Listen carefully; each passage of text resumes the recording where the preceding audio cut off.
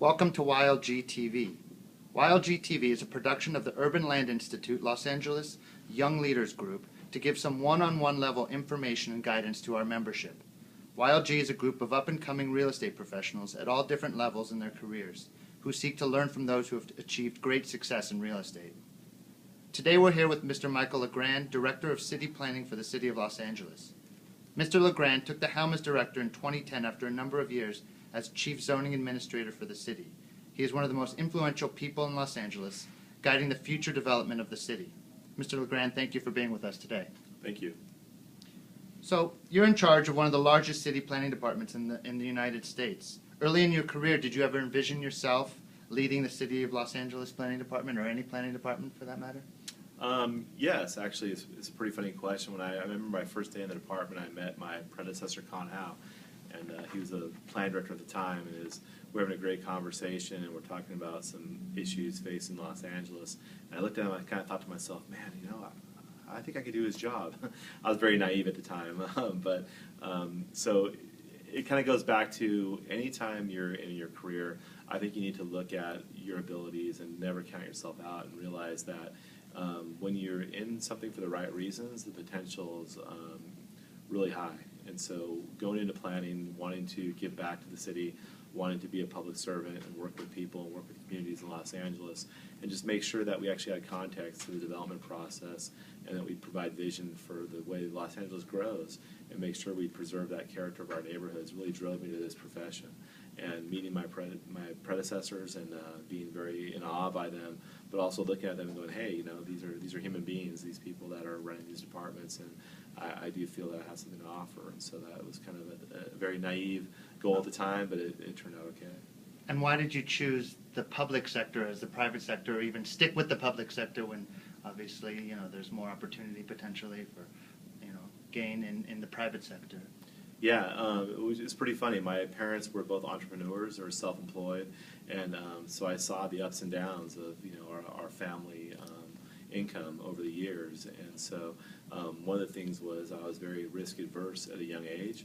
Employment-wise, I wanted something very secure, and I wanted to make sure that at the end of the day, my income was very stable, so that that's a good and bad thing. In a way, it made me risk adverse. In another way, it kind of drove me towards a stable career path, which, you know, many people at the time felt government provided that. Nowadays, with budget cuts, it's not always the case. There's a little diversity in both fields, but at the time, that's kind of what got me into looking at more stable employments than some of the entrepreneurial, more risky kind of endeavors many people take out of college. There's been a lot of talk about the reorganization of the planning department and the merger with building and safety.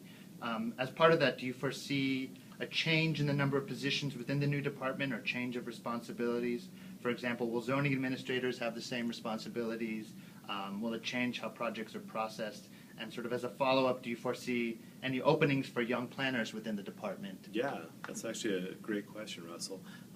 We are taking on something that's very bold and monumental. For the first time, we're really looking at the DNA of the development process in Los Angeles, making sure that it's customer-focused, we're not operating in silos, that the departments are talking to each other, and that the policies and the projects that we're working on them as one city, not multiple individual departments with individual personalities, but we're all looking at things from the same lens and making sure that we grow our city appropriately in a sustainable fashion. So one of the things by bringing these departments and realigning them, the goal is to provide better service, not to eliminate positions. We're trying to make sure that where we have areas where there's redundancies, we reduce those redundancies and don't make the applicant have to go through a maze of different bureaucratic processes to get to where we want them to be. So in terms of the future, seeing zoning administrators, you mentioned, doing different things, we're constantly reinventing ourselves in the way we do business. Our zoning administrators, for those of you who don't know, are really like almost municipal judges. They look at land use issues under the city charter, under our zoning codes, and anytime there's a deviation from that, many times they go through our zoning administrator's office. But the types of changes we're looking for is kind of making sure that staff, whether it's in the ZA's office or our inspectors who do a great job on the streets, right, we're communicating anytime in Los Angeles we have a number of people working in different areas of the community, but they need to come back and share those experiences, what's going on in those neighborhoods, where we're having issues, where there's opportunities, and making sure that that common knowledge is being shared within city government. So I think there'll be a lot of change. Change is exciting, and we're ready to embrace it. Great, thank you. More technical question. Technology is becoming a big part of planning now. And ZMIS, as you know, the city's online mapping and zoning system has been a huge success as a search tool for homeowners and businesses and developers. Do you see more use of the internet and technology, such as ZMIS, for permit applications, maybe live chats with the planner, potential streaming of planning commission hearings and these kinds of things? Yes, definitely. For many of us, as right now you're filming with your iPhone, for many of us, the digital age is a way of life. It seems like I don't know how we got by without it in the past. So it's the same for the public. So a lot of our public outreach, we're utilizing Mind Mixer, for example, on our mobility element to make sure that we're reaching out to people who we never had access to before, who maybe can't take a day off work, but could definitely take a few minutes in the evening time to watch one of our broadcasts or one of our training sessions or to participate in a public process that we have going on. We're also making sure that our application process, if you're asking to do addition to your home, you may need some kind of zoning approval to make sure that that's available online and that you can access city government by utilizing your computer rather than having to drive down to City Hall, pay for parking, or take the train in. Trying to be a lot more accessible to our customers and our constituents is a big goal of us at City Hall, and so we're definitely working towards that, making a major investment in technology to make it easier for people to interact with us, but also easier for the employees to be able to do their job in a more efficient and effective manner.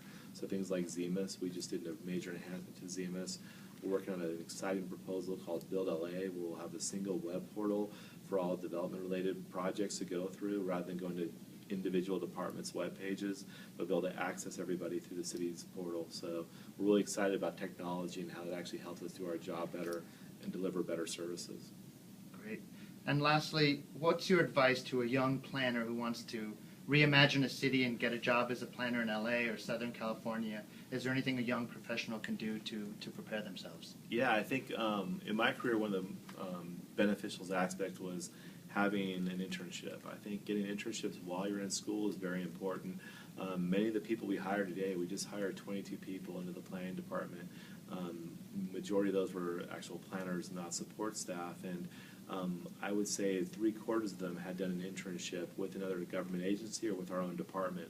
So I encourage people that are getting into any profession, especially the planning profession, to seek internships, especially if you're in a field that's very related to what you're doing. So if you're going into architecture, going into urban design, if you're going into a planning department of municipal government, making sure you have an internship there, even if it's not a paid internship, utilizing that time rather than working at Kinko's or FedEx or wherever you may be to pay your bills, making sure that you're trying to get some time in as an intern and make sure, one, that you like the work you're doing, that you're in the right field, and that it excites you and gets you out of bed in the morning, but also it really is a resume builder. So it's very seldom that we hire somebody with the amount of people that are experienced out there, especially in this economy, that doesn't have some level of work experience, even at the entry level positions. And so I can't encourage people enough out there to obtain internships either from the city departments or a related field to make sure you're getting that kind of grassroots experience. One, to make sure you're on the right career path,